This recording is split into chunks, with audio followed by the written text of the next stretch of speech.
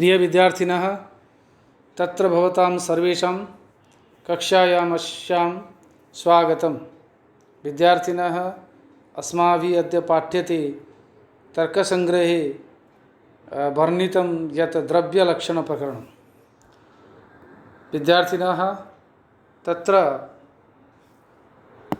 आचार्येण अन्नभट्टेन सप्तपदार्थाः निरूपिताः। द्रव्य गुण कर्म सामान्य विशेष समवाय अभावः इति सप्तपदार्थाः। तत्र सप्तसु पदार्थेषु प्रथमः पदार्थः भवति द्रव्यं। तदिदं द्रव्यं किं तावत् इदं द्रव्यम् इति तल्लक्षण जिज्ञासायाम् उच्यते यत् द्रव्यत्वजातिमत्वं समवायिकारणत्वं वा द्रव्य सामान्य लक्षणम्। द्रव्यत्व नामक जाति या सामान्य जिसमें हो वह द्रव्य कहलाता है।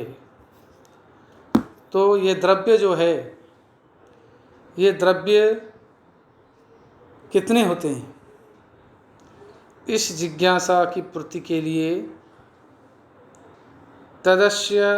तदस्याः जिज्ञासायाः उपशमनार्थं तत्र आचार्येण अन्नभट्टेन तत्र उक्तं नवद्रव्याणि भवन्ति।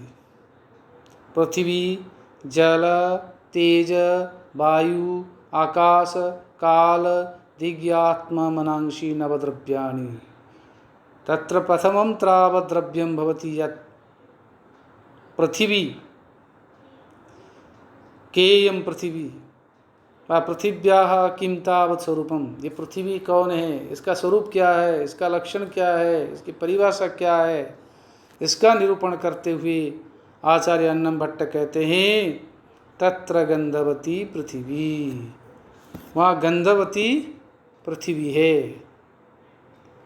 गंधवती पृथ्वी मतलब जिसमें गंध हो वो पृथ्वी है।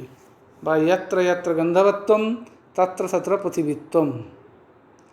यतोहि तत्र गंधवत्व भवति जाति व्यक्ति पृथिवी जाति व्यक्तो अविनाभाव संबंधः वा गुणगुणिनोः संबन्धः अविनाभाव संबंधः वा नित्य संबंधः। तत्र गंधवत्वं यत्र वर्तते, गंधवत्वं नाम जातिः सामान्यं यत्र वर्तते सा एव पृथिवी। यत्र गंध नास्ति तत्र पृथिवीत्वमपि नास्ति। तो गंधवत्वम् एव पृथिवीत्वम्। गंध रहित कोई ऐसा द्रव्य नहीं है जिसका पृथ्वीत्व हो, क्योंकि जिसमें भी गंध होगा वो पृथ्वी होगी। चाहे आप पेड़ ले लीजिए, चाहे मनुष्य का शरीर ले लीजिए, पृथ्वी के अंदर जो मिट्टी पत्थर पाषाण रेत अन्न फल साग सब्जी कुछ भी ले लीजिए, जिस सभी में गंध है। और जो गंध रहित हो, गंध नहीं हो, वो पृथ्वी कहलाए ऐसा नहीं है। लेकिन आप लोगों के मन में ये प्रश्न उठ रहा होगा, भाई पानी जैसे जल में भी गंध है।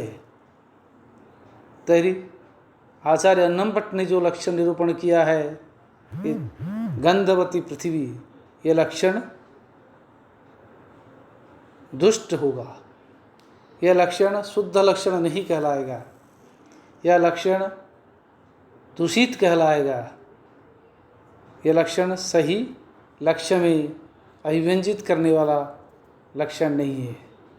तो फिर इसका समाधान कैसे होगा? वस्तुतः विद्यार्थियों, जल में गंध नहीं होता है। अगर जल में गंध है और पृथ्वी के संपर्क के कारण, संसर्ग के कारण उसमें गंध होता है।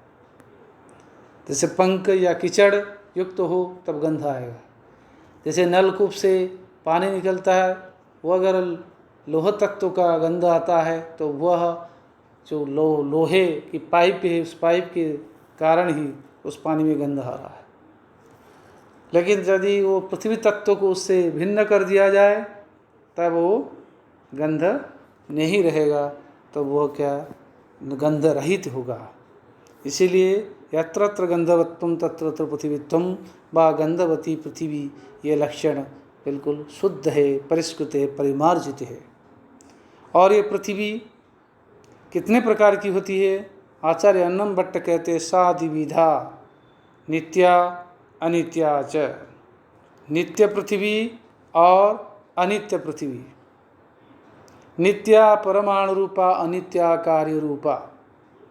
नित्या परमाणु रूपा माने परमाणु के रूप में, क्योंकि प्रत्येक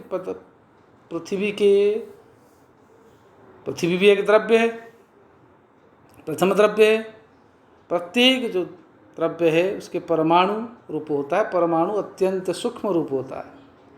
तो ये परमाणु रूप में वो नित्य है, क्योंकि परमाणु रूप में परमाणु कभी नष्ट नहीं होता है, वो नित्य द्रव्य कहलाता है। तो इस परमाणु के रूप में वो पृथ्वी नित्य है। और अनित्य कार्य रूपा, जब कार्य रूप में आ जाए, अर्थात द्यणुक त्रिणुक चतुर्णक उसको मिलकर वही द्रव्य बनता है, पृथ्वी का कोई भी भाग बनता है, वो अनित्य है। चाहे मनुष्य का शरीर हो, पशु का शरीर हो, पक्षी का शरीर हो, पृथ्वी पहाड़ के रूप में हो, पेड़ के रूप में हो, पत्थर के रूप में हो, चट्टान के रूप में हो, बर्तन के रूप में हो, किसी भी रूप में हो, वह कार्य रूप होने के कारण वो क्या हो जाता है? अनित्य होता है। पुनः त्रिविधा, पुनः नित्य अनित्य ये भेद निरूपण करने के पश्चात, उसकी भेद बताने के पश्चात आचार्य अन्नम भट्ट कहते हैं ये पृथ्वी फिर 3 प्रकार की होती है। कैसे? न शरीर इंद्रिय विषय भेदात पृथ्वी त्रिविधा। शरीर भेद से, इंद्रिय भेद से और विषय भेद से। शरीर भेद अर्थात हमारे जो शरीर है, और उसका उदाहरण भी दे रहे हैं, शरीरम अस्मदादिनम। हम लोगों का जो शरीर है, चाहे मनुष्य का शरीर हो, चाहे पशु का शरीर हो, चाहे पक्षी का शरीर हो, मैंने अभी भी आपको कहा था ये गंधवती पृथ्वी के उदाहरण के रूप में, क्योंकि जो जो पृथ्वी का रूप है व जिस जिसमें पृथ्वीत्व है वह गंधवत्व है। जैसे शरीर मनुष्य का शरीर, उसमें भी गंध रहता, तो मान लो हम लोगों का जो शरीर है वो भी पृथ्वी कहलाती है। और उस रूप में पृथ्वी का ही एक भेद है। दूसरा इंद्रिय भेद, इंद्रियम गंधग्राहकम घ्राणम नासाग्रवर्ती। इंद्रिय जो है गंध को ग्रहण करने वाला जो घ्राण तत्व है वो कहाँ रहता है? नासिका के अग्रभाग में रहता है, नासाग्रवर्ती। हमें जो गंध का ग्रहण इंद्रिय के द्वारा, नासिका इंद्रिय के द्वारा होता है, नाक के द्वारा, एक्चुअली जो वास्तव में ये जो गंध तत्व है, ग्रहण करने वाला जो तत्व है, वह नासिका के अग्रभाग में रहता है। तो इस प्रकार शरीर इंद्रिय भेद, और तीसरा भेद जो है मृत पाषाणादि, जो कि इंद्रियों के द्वारा प्रत्यक्ष का विषय होता है। मिट्टी, पत्थर, पेड़, कोयला आदि आदि, ये जो तत्व हैं ये सारे विषय भेद में आ जाते हैं। इस प्रकार द्रव्य का जो पहला भेद है पृथ्वी, वो पृथ्वी क्या है? ना समवाय गंध समवाय कारणत्वम पृथ्वीत्वम, या गंध समवाय कारण में जिसमें नीति है वो पृथ्वी कहलाती है, या यत्र यत्र गंधवत्तम तत्र तत्र पृथ्वीत्वम। और ये पृथ्वी 2 प्रकार से उन्होंने पृथ्वी को विभाजन किया है। एक 2 प्रकार के भेद, एक तीसरा 3 प्रकार के भेद। नित्य अनित्य के प्रकार से व विधान से उन्होंने नित्या अनित्या के रूप में पृथ्वी की 2 प्रकार बताई है, एक परमाणु रूप और एक कार्य रूप में। और 3 प्रकार के पुनः बताई है शरीर इंद्रिय विषय भेद से। इनके उदाहरण देकर आचार्य अन्नम भट्ट ने बड़े अच्छे तरीके से बताया है। अब द्रव्य की जो पहला भेद है पृथ्वी, उसको बताने के बाद दूसरा जो है भेद जल है उसको बताने के लिए आचार्य अन्नम भट्ट कह रहे हैं अपाम किम लक्षणम तासाम कति भेदा। कहते अपाह अपाम माने अपह बहुवचन है, बहुवचन प्रयोग किया, अपस शब्द है, षष्ठी व्यक्ति बहुवचन अपाम किम लक्षणम अपाम। तो करे जलों का जल का क्या लक्षण है? बोले शीत स्पर्शवत्य आपह, जिसमें शीतलता हो स्पर्शवत्ता हो वह जल कहलाता है। अर्थात जिसमें शीतवत्वम स्पर्शवत्वम च आपस्तम, शीत स्पर्श समवायु कारणत्वम जलत्वम। शीत और स्पर्श समवायु कारण जिसके हैं वह जल कहलाता है। शीत और स्पर्श समवायिक कारण रूप में जिसमें रहते हैं, शीत और शीतलता या स्पर्शवत्ता जो समवायिक कारण है उससे जल कहते हैं। और ये जल कितने प्रकार के हैं? नाताहाधिविधा, तो दो प्रकार के होते हैं, नित्या अनित्याश्च। नित्य और अनित्य भेद में जैसे पृथ्वी के विधान बताया था, एक नित्य पृथ्वी एक अनित्य पृथ्वी, उसी प्रकार नित्या अनित्याश्च आपः। नित्याः परमाणु रूपा, नित्य जो है परमाणु रूप में और अनित्य जो है वो कार्य रूप में।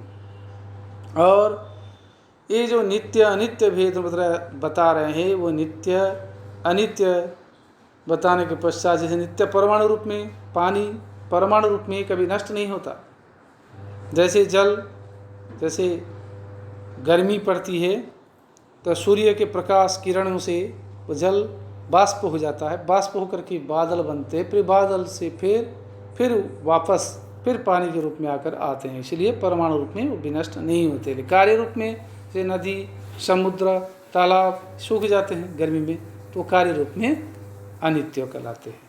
पुनः त्रिविधा शरीर इंद्रिय विषय भेदा, फिर तीन प्रकार के भेद बताते हैं। बोले शरीरम इति एक भेदः, इंद्रिय पुनः एक भेदः, विषयश्च।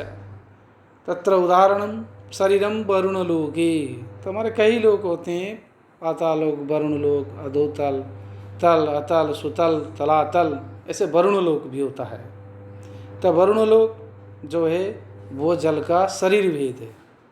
और इंद्रिय भेद में इंद्रियम रसग्राहकम रसनम जिह्वाग्रवर्ती, इंद्रिय भेद से रस को ग्रहण करने वाला, रस जो हमारे रूप रस गंध स्पर्श शब्द पंच तन्मात्रा हैं, पंच इंद्रियों का, पांच ज्ञानेंद्रियों का पांच विषय है, उनमें से रस नामक जो तत्व है, विषय है, उसको ग्रहण करने वाला जो रसन है, वो रसन तत्व कहाँ है? जीवाग्रवर्ती, जीव के अग्रभाग में रहने वाला तत्व है, इंद्रिय भेद से है।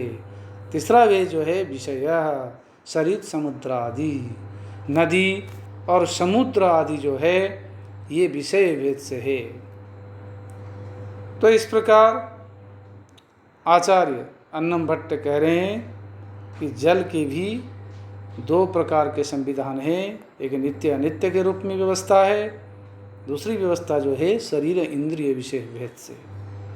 इस प्रकार दो द्रव्यों का निरूपण आचार्य अन्नम भट्ट ने किया है। विद्यार्थियों, आज हम यहीं विराम लेते हैं, पुनः अगली कक्षा में आगे पढ़ेंगे। धन्यवाद।